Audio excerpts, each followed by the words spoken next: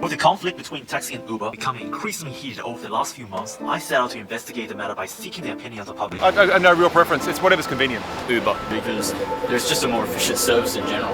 I feel taxis, they're a company, you can kind of trust them more than some sort of random person. I think that comes down to the driver and not the truck. In my experience, taking Ubers like 20 times within the last month, it's been flawless every time. I'm not really concerned about the safety, it's more will they get me there where I want to be, when I want to be there. You might have to edit this out. I think I'm doing God's work. I managed to reach out to a veteran of the taxi industry, Stephen Lacaze, for his point of view on the emerging giant. What is your opinion on Uber? On Uber. I'm going to give you a 3-word slogan. It's just wrong. It's operating outside the law. It's operating in a situation where the normal social contract is being clearly breached. It's operating in a situation where they pay no tax. Here we've got someone that's got this massive subsidised by venture capital machine that is going in with predatory pricing and completely undermining an established industry. One of the cogs of this venture capitalist machine, Tony Free, sat down with me to discuss his side of the story. Are you loyal to Uber? No, I wouldn't say I was loyal to Uber. Uber's a part-time job in reality, so if another rideshare company came along, I'd operate both platforms, or a taxi for that matter.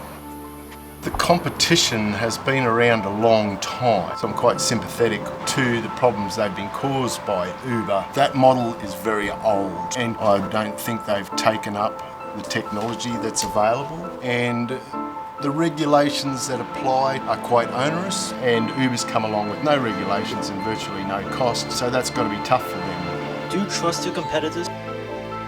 Would I trust them? I would not trust them to, I don't know, clip my toenails. At least we are legit. You've got a whole pile of protections in place to ensure that both you and your passengers are safe, and none of that exists with Uber. I think Uber is far safer than any model that has ever existed. The app tracks where they've been picked up from, the location that they were dropped off, the time it took. The rider has my photo, the registration of my vehicle type. There's no money involved. It's all done on the phone app. So there's no temptation for robbery. Passengers aren't safe in a taxi, and regulations are being paid for to keep the passengers safe. We then discussed the implications of any potential legal alterations to regulation. Oh, we're terrified of any legal change that opens the door to a deregulated industry. And if you deregulate passenger transport, standards fall, safety fails, the market fails, and prices go up. I think regulatory changes for the income of drivers, yes, that's important. We're operating lower than the lowest wages in Australia, and so the knock-on effect of no regulation of incomes could see us becoming poverty labourers. I know that there are guys out there doing it a whole lot tougher than we are, and it was all working pretty well for them until about 18 months ago.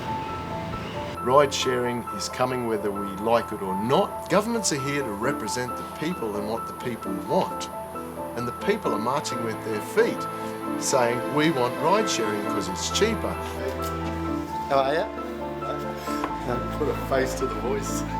While Stephen and Tony had interacted on social media beforehand, our production team set up a meeting between the two to discuss various logical compromises. Neither let their guard down. After an hour of repeated arguments without any direction to resolution. People who are using Uber, where drivers are getting $4 an hour, should be on the bus or the train. It come across well that you're telling people what they should do. I'm just talking us. We don't live in a country where that's an acceptable rate of pay. Even if you completely remove booking company out of the equation. In-cab charge. You need the $6,000 camera. You can remove all of those things, and you probably made the impact of 80 cents on the Oh, that's rubbish. We asked them to come to as close to an equal compromise as possible. Tony wants There's less cost of regulation to the driver for taxis, and we need some regulation in rideshare industry and level the playing field. Stephen wants government sponsored ride sharing. We have a carpooling app, and I'm driving from Corinda to Kelvin Grove. As I drive along, someone at Edinburgh wants to come here too. And I just swipe right and pick.